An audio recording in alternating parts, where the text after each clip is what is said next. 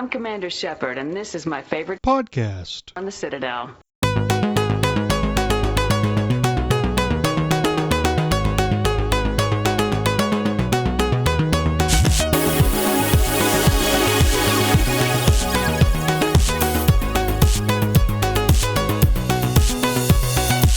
Hello everyone, welcome to Accidentally Casual, a podcast that keeps away from the Runaround Sue. My name is Tucker from Talking About Games, and with me are my co-hosts, Tucker from BioWare Follower. Hello. And we also have a special guest of someone who's been in the industry for a little bit and has some experience with that. It is Tucker. Hi. Yes, it is me holding the podcast here by myself, and I am going to just kind of be going over some of the things on E3 that went off. Scott and Seeker are a bit busy, so much like my sex life, I'm going to try to keep this short, and it's just me alone. I got a list of games in no particular order of games that have kind of stood out trailer-wise or that were kind of shown off a bit, and I'm going to try to have like some of the trailers going while I talk about them. So it shouldn't. Hopefully, that will be allowed. That YouTube is not going to pull down the podcast due to copyright. So with that being said, the first one up is Back 4 Blood. So I am a big fan of the Left 4 Dead series. That's been a game that you could just kind of sit down, play with your friends for a bit, get a group of 4 going, and just have some incredible fun. Even if you're playing the same map over and over and over, the way that the game director would work in Left 4 Dead, it would change which enemies would spawn, the size of the hordes, or any special infected that would appear depending on how well or how poorly you guys are doing. And this is made by the same studio. I mean, the name for it, this game is Left 4 Dead 3 in all but name. And something that's also kind of unique with this game, or not unique, but looks interesting, they've shown off some of the mutations, or what the enemies are. I'm not 100% sure what they're called. But these guys, it seems like there's 3 of them. One big round boy, a big tall guy with like one big meaty fist, and a small kind of 6-armed enemy. And what happens is that there's different variations of those enemies. So the big boy, for example, it looked like the 3 examples they had of him, one of them was kind of like the boomer. They would throw up and cause damage like that. One of them seemed like a fast melee type, like it seemed like it could hit you quickly and could tank some damage. And the third variation of it explodes when blown up, so you would need to destroy it or kill it from a distance. And so like that kind of fixes the issue of not having enough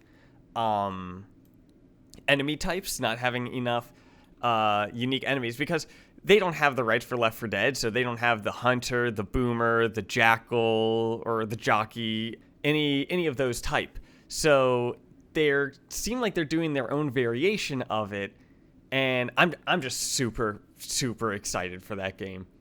So the next one up is called Inkulinati. I hope I'm pronouncing that right. It looks like an ink-based strategy game. The art style makes it look medieval, with rabbits and dogs kind of as like the opposing sides of each other. I'm not 100% sure of how the gameplay looks or anything like that, but I absolutely just love how it looks. Seems super creative, and I'm just really excited about stuff like that. And we have Among Us coming out with some more things. I'm super happy with that game. That was made by, I think, 3 or 4 people. I think 3. but it was made by just a small group of people, and they put that up on Steam. It didn't get much traction when it came out. I mean, it got a small little bit of it, and it's a unique little game idea, and they just kind of put it out. It was a little passion project of theirs, and then it blew up a few years later. And now it's coming to console, as well as it looks like it's having 15 players. I'm more interested with it coming to console. Will it allow party chat? Or not party chat. Will it allow party chat? Will it allow kind of an open game chat? And if it does, kind of concerned, because if we remember from the good old 360 lobbies of Halo 3 and Modern Warfare 2 and so on like that, we know that an open lobby chat can really... It's unpredictable. So, but I feel like that would be the best way to do it for Among Us, because typing with an Xbox controller is, when you have only 60 seconds or something like that to put through an argument of who it was or whatnot, it's going to be difficult. So I'm really interested to see how that goes. I want to, and also the achievements with it. It's going to be fun, just kind of getting the achievements in the game as well. So there's also a game called Blacktail. I'm not too... So from the gameplay of this, I'm not too sure on it. It showed just some kind of basic bow gameplay. It seemed a little slow, but I love the art style for it, and it seems like the folklore the story is following the Slavic folklore of the Baba Yaga, which is this kind of witch that lives in a hut that has chicken feet and so on like that. I'm not too sure about the gameplay, but I am interested in kind of seeing the story, and the art style as well is unique. That's going to be a repeating topic. I like pretty art things, so that will kind of be something brought up a few times. But a game that isn't purely art-based, but is all kinds of, yes, honestly, this might be game of the year in no joke of a sense, just all around the best game, and that is Skatebird. It is a skateboarding game where you play as a bird. It seems super relaxing. I haven't played a good skateboarding game since the Tony Hawk series, and we're not even going to mention Tony Hawk 5. You're playing as a bird on a skateboard. I can definitely tell that this is going to be a game that if I don't know what to play and I just kind of want to relax or something like that, like I just come home from work, I want to play a game, but I'm not too sure what I want to play. I just kind of want to relax a little bit. It can pop up Skatebird. And it seems like the music's kind of chill in it too, and just kind of play around with it. On the flip side, a game that isn't relaxing in any form of the sense is Doki Doki Literature Club. And that was a surprise. I was not expecting to see Doki Doki Literature Club during these E3 announcements, but it seems like a expanded version of the game is coming out, or if it's like an ultimate edition. I mean, I know that the game was free for the most part. Like you could just download it from a website, and then like I think for a few dollars you can get the soundtrack. But I just wasn't expecting to see it much during these events. And with it coming to console, I'm really, without spoiling the game, if the way that the ending works, it's going to be really, really interesting to see how that plays on console. And my hope is that the developer actually, because I think it's a single dude doing this, could be wrong, but I really, really hope that the developer takes advantage of it being on a console and uses that to mess around with the player in ways that they may not have been able to do on PC. Things maybe like pulling up saves of other games, or reading, kind of like what Metal Gear Solid did. Maybe having the game close or mess with your profile a little bit. Like Doki Doki Literature Club is a psychological horror type game that you wouldn't expect it from the art style, but I enjoyed it, and I played it a few times, and I'm also one of those people that I sat down and played with it with a few other people as well. I sat down with my nephews and played it with them. One of my friends twice did, like with two different friends, sat down, played it with them. Every time you play it, you notice new little details, and I like it. Swapping back to more of a mainstream type of game. So Rainbow Six Extraction. I love those CGI trailers. Ubisoft, with the Rainbow Six series, has done some phenomenal CGI trailers. Especially their season, or not season, their anniversary ones, or not anniversary, what are they called? The tournament ones. There we go. I couldn't think of it. Where they have like a full 5 or 6 minute cinematic of the teams going through a round. I will watch those over and over. And the CGI trailer that they had for Extraction looked really cool. Unfortunately, the gameplay, in my opinion, it seems like a step back from Siege's gameplay. It looks like the enemies die in one shot. Like the basic enemies just kind of die in one shot and just kind of poof, which is kind of boring in my opinion. As well as I'm not a fan of the HUD appearing, how you get like multiple points every time something happens, and it appears more in the center of the HUD rather than the right side where it is in Siege. The gameplay just seems like a bit of a step back. I was hoping for a bit more grounded. It seems a little campy. I don't know how to describe it. Something of it just feels a bit off, and I'm still looking forward to it because Rainbow Six Siege is a game that I've played with. I've spent hundreds of hours with my friends and still play a few times a week with my friends. So probably going to be playing this, or I'm just kind of hoping that when I am playing the game hands-on, that is providing a different experience than what my first perception of this game is.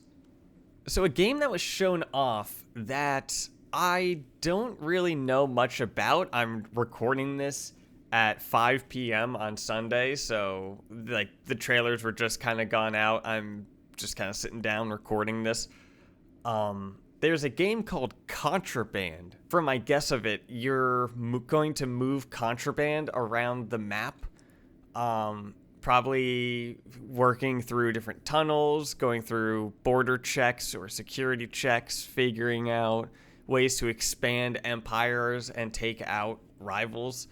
The potential of that game seems like it's there. I definitely want to see more of it.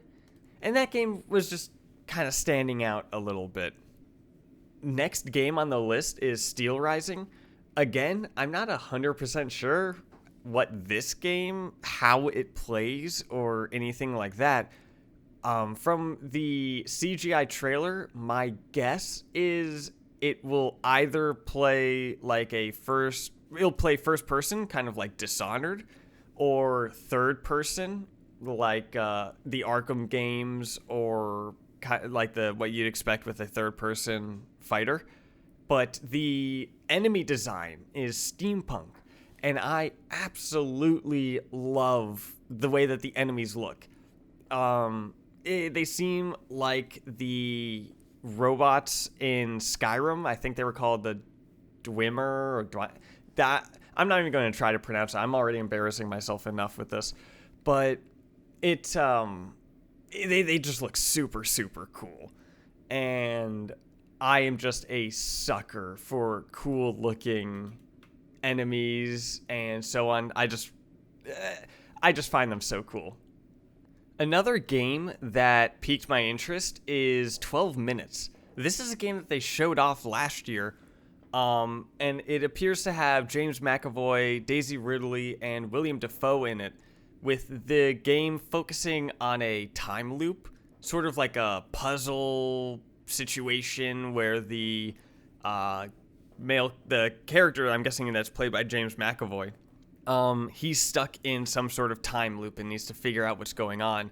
I just love those type of narrative games. Very much looking forward to it. Another narrative type game is Martha is Dead, which seems to be taking place in World War II. The focus is kind of about the horrors of war. I'm getting vibes of what's it called? What Remains of Edith Finch. I'm getting some vibes from that from the trailer, and that game was What Remains of Edith Finch is a game that I've heard great things about, and when I played it, that game still exceeded my expectations. So getting the same vibes from the trailer for Martha is Dead makes me pretty excited for what the game will be when it comes out. So this game was one of the first few games that I saw with the announcements during the whole E3 time. I don't even exactly know really what to call this. I still kind of call it E3, but there was part of it called Game Fest or Summer Game Fest, and then Microsoft and Bethesda just has their kind of conference, and then EA Play has theirs next week. But anyways, there's a game called the Fermi Paradox, which, if you're a fan of the Mass Effect series, which for y'all that are listening, I'm kind of assuming that this is a choice-based game or like a narrative story game where you make choices on how to raise different races across the galaxy. Like, in the trailer, it shows that this one race has technologically evolved to cross water. Do you want them to use this technology for war, or do you want them to use it for research and expansion? And the choices that you have can affect races that are across the other side of the galaxy in ways that you wouldn't expect when they potentially come across each other in thousands and thousands and thousands of years. It seems really interesting. And with those types of choices, it seems like a game that you can play over and over and get a different story each time. And a game that tries to do something like that and still hasn't exactly hit the point are the Man of Medan series, which House of Ashes, their third story, got a trailer with E3.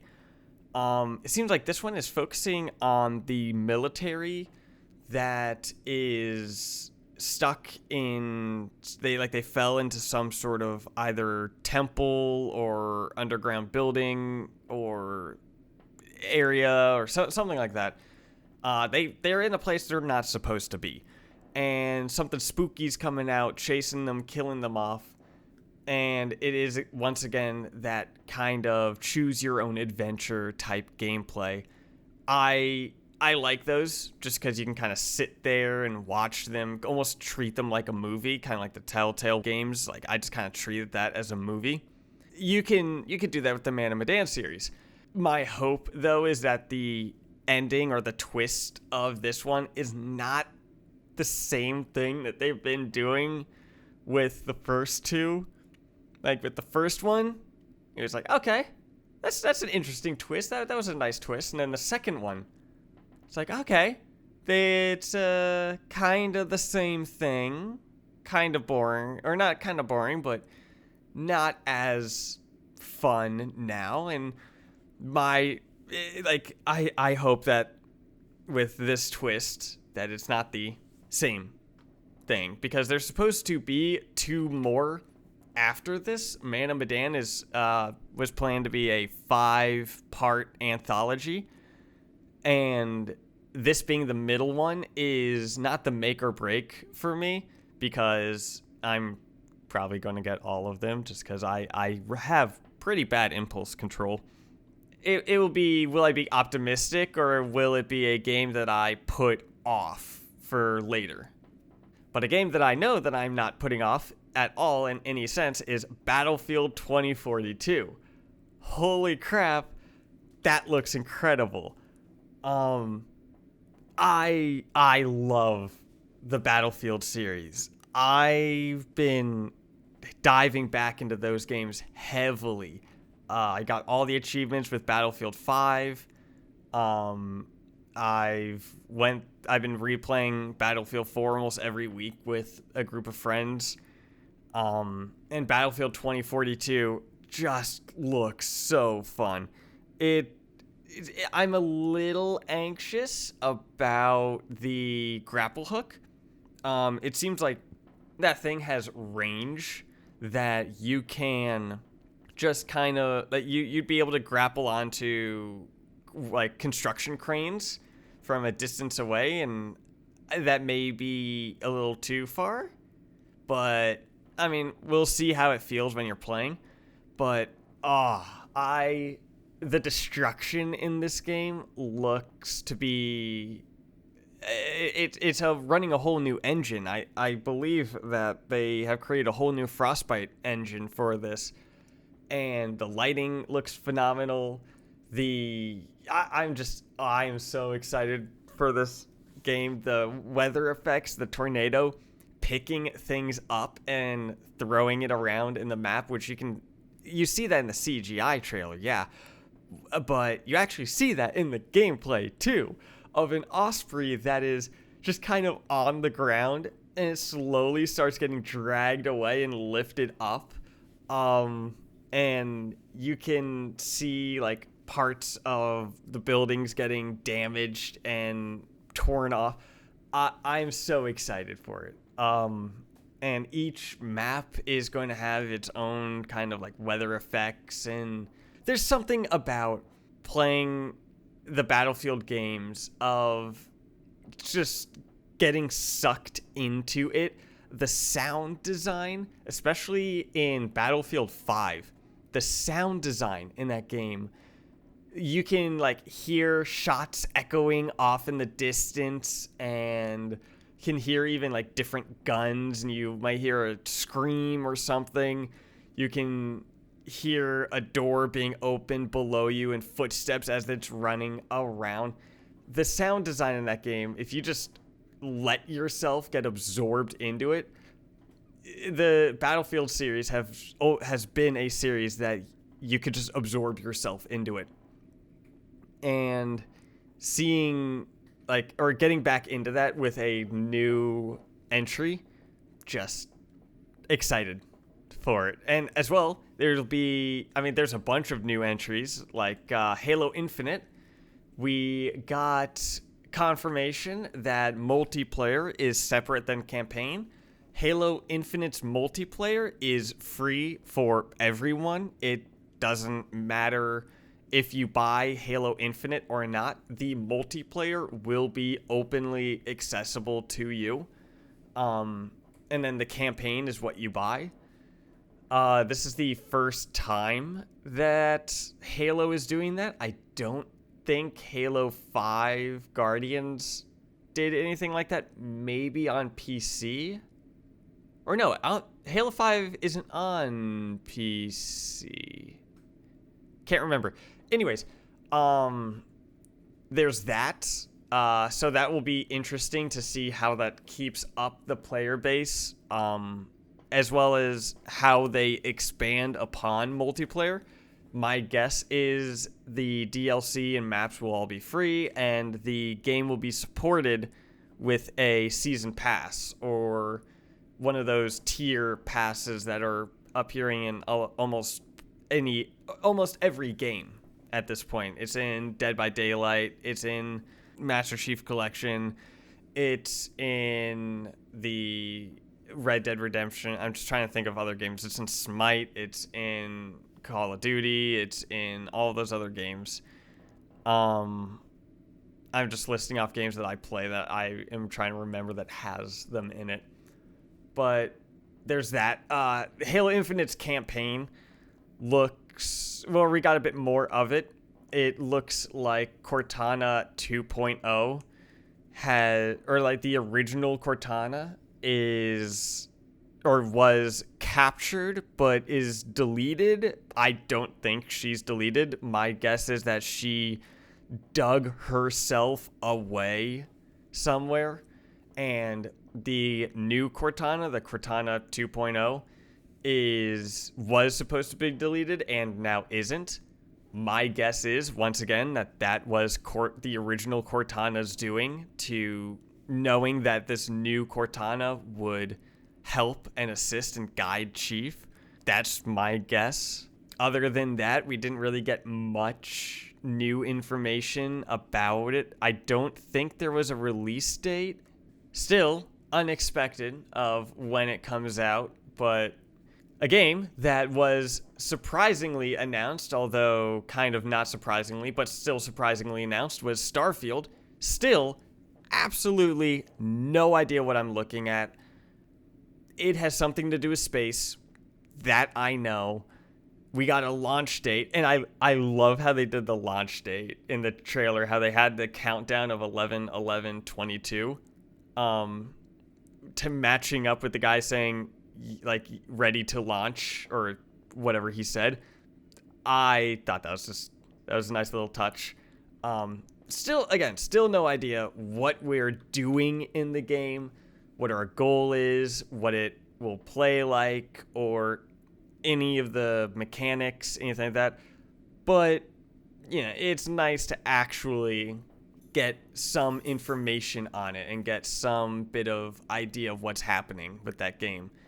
And with a release date, we can kind of get a guarantee of more information coming soon. Same goes for Elden Ring. That also got a trailer. I'm pretty sure that they said that Elden Ring wasn't going to get any information this E3. And there's still a trailer dropped. I've never been too big on the Dark Souls series. I played Dark Souls 3 with one of my friends, and the only reason I played through it is because it has multiplayer, and it was fun to play through that with them. And if Elden Ring has multiplayer, then I'll be playing that as well with him. But I love the way that the Norse mythology looks with it. I don't know too much about Norse mythology outside of things that I've learned in Smite, as well as just little bits of information that I've gotten from looking up Loki and Thor and stuff like that in Marvel. But the enemy designs look really cool. That end boss person that they showed at the end of the trailer, I absolutely love how it looks. The characters in the Dark Souls games have always been cool looking. So that's not a surprise with this, but it's still something that you're looking at just kind of going, damn, that's so cool. And speaking of Smite, something that was a bit surprising is Stranger Things is coming to Smite. They've had expansions of Teenage Mutant Ninja Turtles in Smite, as well as Avatar, and now they got Stranger Things. The skins are, like, I'm with the human ones, which is 11 as Scylla and Hopper as Apollo. I mean, that's cool, but I just kind of find human designs boring because it's just the person. But the other two characters, or other two skins that they're adding, is the Demogorgon as Bakasura and the Mind Flayer as Sylvanas. And those look really cool. with 11 and Hopper, as well as with the other two, the like elite skins or legendary skins or whatever Smite calls them, it also changes the way your abilities look when you cast them. So all of those look pretty cool. Like 11 playing as Scylla, who Scylla is the that little girl who is from the Odyssey. I cannot specifically remember, and I also can't really look up right now. But she is that serpent monster that's in the water that almost destroys the ship. And her abilities, when she casts them out, has the serpents come out from underneath her and kind of reach out and do the attacks. And the way that 11 does it is use her mind powers. So like telekinesis. So like that's kind of a cool, creative way to work around that. But the Demogorgon and Bakasura, or the Demogorgon as Bakasura and the Mind Flayer as Sylvanas. I don't really play Sylvanas much, but I might get the skin just because of how cool it is. And I do play Bakasura a bit, so I'm probably going to be getting the Demogorgon one. Something that was a bit of a unique looking game, another one of those stand out type of games, was one called Unpacking. And it is a Zen puzzle type game, just seems to have nice, relaxing music, but it looks like it tells a story as the years go on. Like you move into a place to place and you unpack and set up your room in a very detailed manner where you can place precisely where you can place objects and so on. But it looks like it will be telling a story. And something that really stands out with that game is it reminds me of this game idea that I have that when my dad passed away about a year ago, I had a game idea that tells a story from the game would open up with your wife is about to give birth and you're in a hospital and it's just a bunch of text and you have choices that you make about what you're doing in the situation, kind of like a little bit of a choose your own adventure. And that takes the first chapter would take place over about a span of a week or 2 weeks of you just got a baby, your son, and so on. And then the second chapter is side-scrolling, where it's now a baby that is crawling, and as you walk to the side, the baby stands up and walks, and the baby grows into a child, into a teen, and as they just kind of get older up through high school, where the kid moves around, and the dad tries his best to make life as best as he can for his son and his family, but situations just keep coming up. The dad is busy. He can't spend time with his son much, but he's trying to do the right thing, and this is kind of being told as the side scrolling is going on. Then chapter 3 comes on, and it is the son and the dad moving to college, and it's now isometric, and you would actually be moving around the apartment unpacking things as the father and the son have a conversation that the dad kind of talks about how he's been busy with trying to, keep his son in a good life and keep the family in a good life, but he's been away from the family just because he was working hard and trying to do that. And the son kind of understands that and talks to him about getting ready for college, and the father is like, you'll come and visit and such. And the son tells him that, yeah, he'll visit on the weekends or something like that when he can. And then it goes to chapter 4, where the game now moves to a third-person type of game, where you're playing as the dad now, who the dad is now getting a bit old, and he's just kind of going around as these are just random little days would be going by as you'd be doing little tasks, but it would be phone calls and conversations with the dad talking with the son, that the dad now has a bunch of free time and wants to spend that time with his son. But his son is now busy with college and a relationship and getting into work and doing all that kind of stuff. And he says that he'll come and he'll visit his dad, but he's busy and he's trying to do the best that he can now to make his dad proud and everything like that. And the dad understands, but is now feeling a bit sad because he wants to spend time with his son, but now that he has free time, now his son is busy. And chapter 4 ends with the dad having a heart attack, which will then open up to chapter 5, which would take place in a first-person perspective of the dad in a hospital room. It would be the son sitting there with his dad, like the son would be sitting in the hospital room, and it would just be a conversation of the two going on.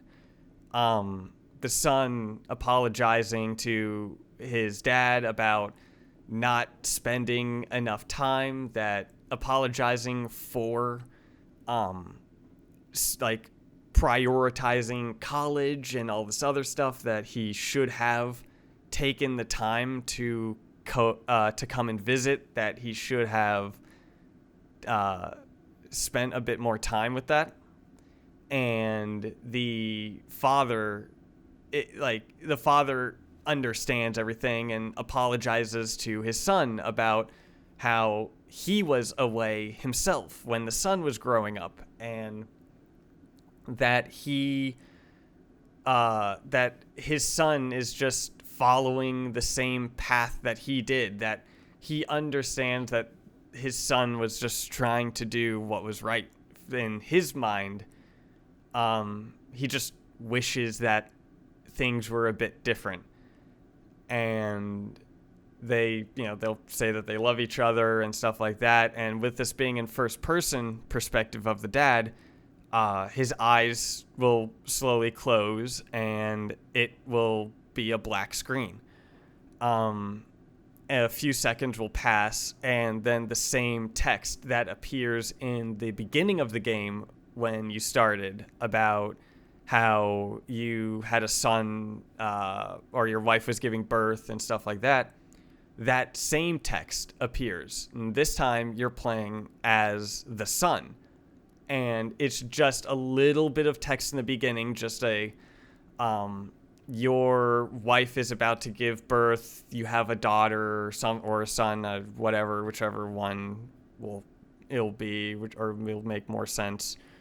And it just to kind of show that it's a circle, that things go on in a manner like that. And that is a game idea that I have, and it is an idea that I had when my own dad passed away. Something that I want to work on, that I'm slowly kind of working on bit by bit, but the game Unpacking kind of reminds me a bit of that game, just from how it looks like it tells a story and it seems a bit somber and everything like that. What tells a bit more of a lighthearted story, again, a bit of a surprising turn or a surprising announcement, was Jack Sparrow coming to Sea of Thieves. I haven't played Sea of Thieves in a while. It was a game that I played at launch and never really... I enjoyed the game of it. I didn't like the combat. I felt like the combat was a bit stale. and of just like the 3 attack and 1 block, and it seemed like it was that over and over and over very repeatedly. But it seems like this is an entire story being told and everything like that with Jack Sparrow, and the community seems super, super excited. I'm not 100% sure if I'm going to check it out. It is free, so that's cool. I might check it out at some point just because of that, but I'm excited for the community because the community seems to be absolutely loving that. Something that I am looking forward to that I am probably going to be trying is the Sniper Elite in VR. There were a few VR games that got announced during this event, and not many of them really stood out in any manner, but Sniper Elite in VR, that looks pretty cool. I've played a bit of the Sniper Elite series, not the biggest fan of them, but I enjoy the gameplay, and I enjoy the stealth aspect of it, so playing it in VR, it's just going to add that extra bit of realism. And with the way that Half-Life Alyx came out, as well as some other VR games are coming out with higher quality, the Medal of Honor one, for example, that we're reaching a new set of VR games, and I'm just, with every new announcement, I just get more and more excited with the way that VR looks to be going. There was one trailer for a game called Book of Travels.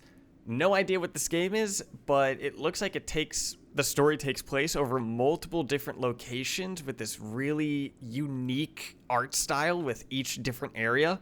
My guess is the stories all intertwined with each other and talks about how, like, people traveling across the world and learning of all these different cultures and all that stuff like that. But love the art style and looking forward to see a bit more of it, as well as the art style for a game called Planet of Lana, which had this little mouse character. I fell in love with that the second I saw it. I have a windowsill filled with little knickknacks, and I 100% see myself getting a little knickknack of the little mouse. But the Planet of Lana looks like it has some really unique looking enemies, a beautiful looking landscape and atmosphere. The indie games that got announced look absolutely incredible. Another standout one is Bramble, the Mountain King. I have no idea what I watched. Half of the trailer was this sweet, innocent kid, and the other half was that same kid getting all stabby happy. And the trailer ends with this crazy creature coming out of the water. I love those types of games. It looks like it is a cinematic platformer like Unravel or Inside or any of those. And I love those types of games. And Bramble, the Mountain King, looks just wild. Absolutely a game that I am going to... That is a game that I will be playing on launch, whenever it launches, just because it looks super cool. And another game that looked like Inside is Somerville, which I hope I'm pronouncing that one correctly. It looks like Inside a bit with the art style, but the movement looks more three-dimensional than the one that... can't remember the company, but the company that made Limbo and Inside that is much more 2D side-scrolling. Somerville looks to be a bit more three-dimensional with its moving. Cool art style, looks to be a little bit of a puzzle situation of a family trying to survive some catastrophe. Again, I've said this so many times, I am a sucker for those types of games. And actually, the last game like that I have mentioned on this list is one called Broken Pieces, which the best way to describe this is Life is Strange meeting Silent Hill. It looks like a puzzle game where time is frozen and you're trying to figure out what's going on. All the while you're fighting these types of spooky looking enemies. It reminds me of Silent Hill or Resident Evil, but it seems to have that type of narrative that you'd find in Life is Strange. So I'm going to kind of keep my eye out on that one. Especially with it being, or with the potential of it being on Game Pass, which Game Pass got a whole slew of announcements.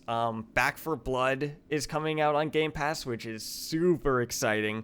That was a game I was going to be playing day one.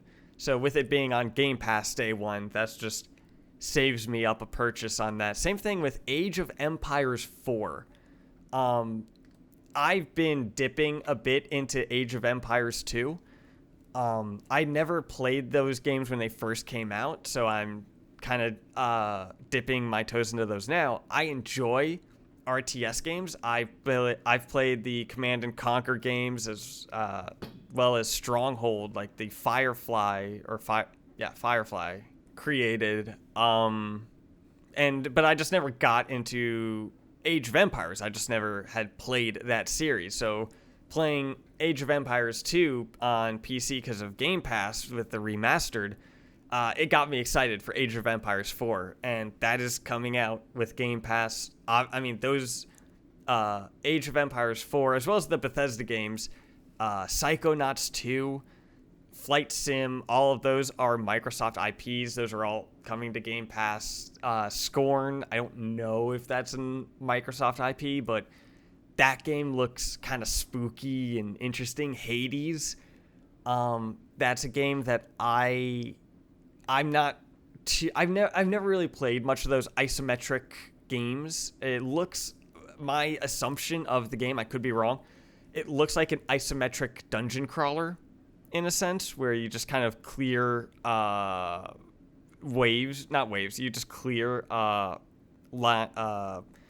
don't know, you're clearing through dungeons pretty much in an isometric style. That's never been I've never been interested much in that gameplay, but because it's on Game Pass, I know that Hades has won a bunch of awards. I'll probably be giving that a try.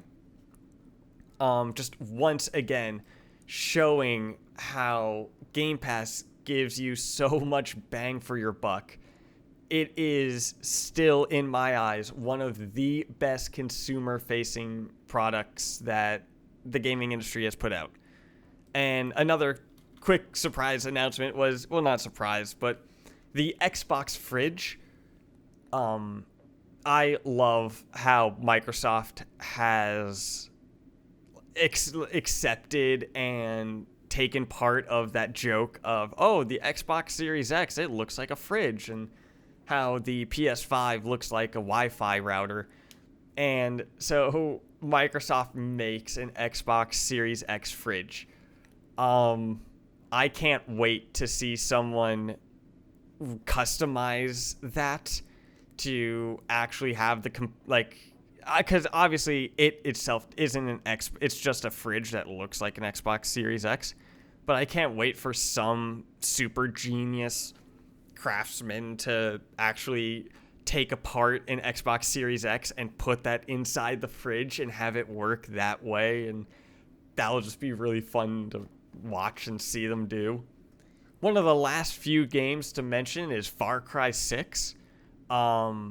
Absolutely loving the way that it looks. I'm a fan of the Far Cry series. I've gotten all the achievements in Far Cry 3, both the original one with Xbox 360 and the remaster. Got all the achievements for Far Cry 4, Far Cry 5, Blood Dragon, Primal.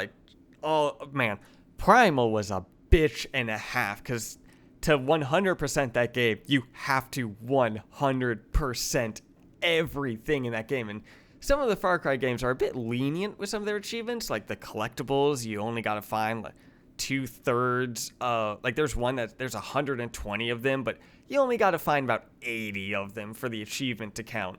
But Far Cry Primal required you to do every single thing that to like literally squeeze every drop of XP that you could. It was a slog, but love those games. The Far Cry 6 has been dropping a bunch of trailers over the past few days of some of the story where the actor, I am awful with names, but the guy that played Gus in Breaking Bad, who is killing it in that role. The voice acting is phenomenal, and I absolutely love the way the character looks. Going to be super, super exciting to actually play that game. Like, these games, Far Cry 6, Battlefield 2042, and all these others are pushing me more to actually get an Xbox Series X now. Now it is starting to feel like it is the time to jump into the new console series. And a game that can show off the beauty of next gen is the Forza series. Forza Horizon 5 was a game that everyone knew was coming. It's coming out, looks beautiful, takes place in Mexico. The last one took place around the UK, I think. I am using my American knowledge of British stuff and just saying it's in the UK. But it looks beautiful, as they always do. And with it, again, popping on Game Pass just gives you more and more of a reason to get it. And the final game that I have on this list is Core Keeper. Now, this game, the best way to explain it, it looks like Stardew Valley in a cave. It's multiplayer. You can go through with friends, kind of like Terraria or Minecraft, where you're going through a cave. Then you build your base in there. You start farming. You start crafting. You build upon it. It looks like Stardew Valley, that type of art style. Probably going to be the same type of game that will consume hundreds and hundreds of hours. A game that you will play when you get home from work at like 6 or 7, and you look at the clock and suddenly it's 1 a.m. I can see Core Keeper not taking away the fans of Stardew, because Stardew has a very committed fan base and they're not going to hate on this game, I don't think. But I don't think they're going to leave Stardew, but I can definitely see that type of community appreciating this type of game and being excited for something like that. So that is about all the games that I wanted to talk about with E3. I can't really think of anything else to talk about. I've been going on for a decent amount of time with this ramble, but other quick things, like the Resident Evil Dead by Daylight expansion comes out tomorrow, I think. And so excited for that. I'm going to be streaming that. So if you're interested to see how Resident Evil or how Nemesis plays in Dead by Daylight with the new AI and everything like that, come check out my channel on twitch.tv/talkingaboutgames.